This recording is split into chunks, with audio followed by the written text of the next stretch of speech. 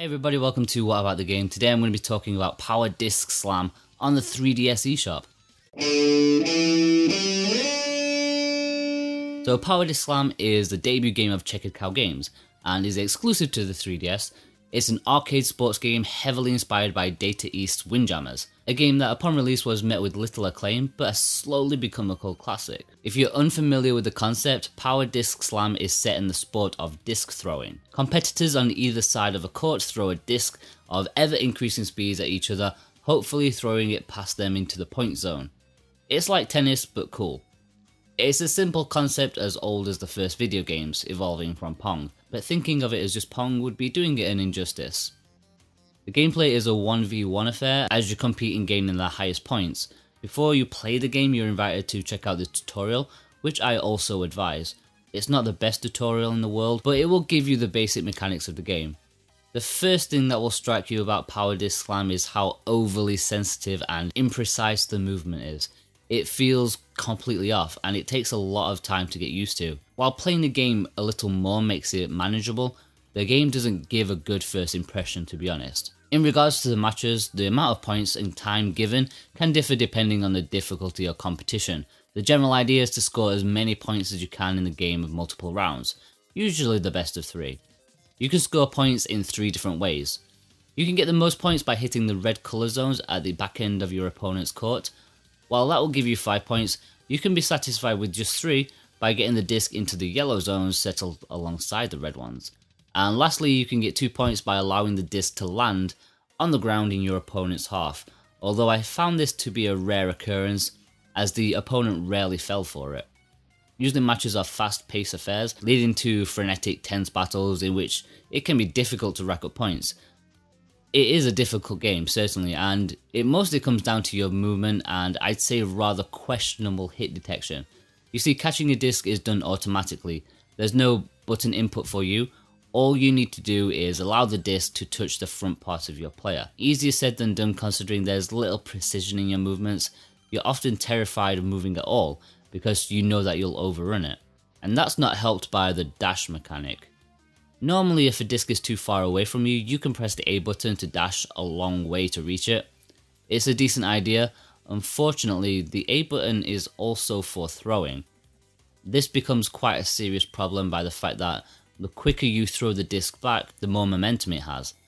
You often find yourself going to catch the disc, and because you're so eager to throw it back at full speed, you mash the A button too early, and instead of throwing the disc, you just end up throwing yourself way out away.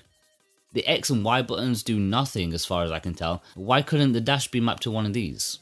In Power Disc Slam you have 2 types of throws, the fast simple throw with the A button or a lob with the B button. The simple throw is by far the most used and it's the best way to score points. The lob is more of a cheeky shot that the opponents will rarely succumb to. As you might expect from a disc throwing sport, you can put a spin on your throws. You do this by arching the circle pad when you throw. I'm not gonna lie, I don't quite get it. I found it really difficult to pull off consistently. It didn't help that I found the tutorial rather unhelpful as mentioned before and not particularly well designed. In the end, I didn't use spin very often, even though your opponents will use it constantly and often bamboozle you. What I think Power Disc Slam does well is in its content. For a cheap game like this, there's loads of content for a single player experience, although obviously they're all built around the idea of disc throwing.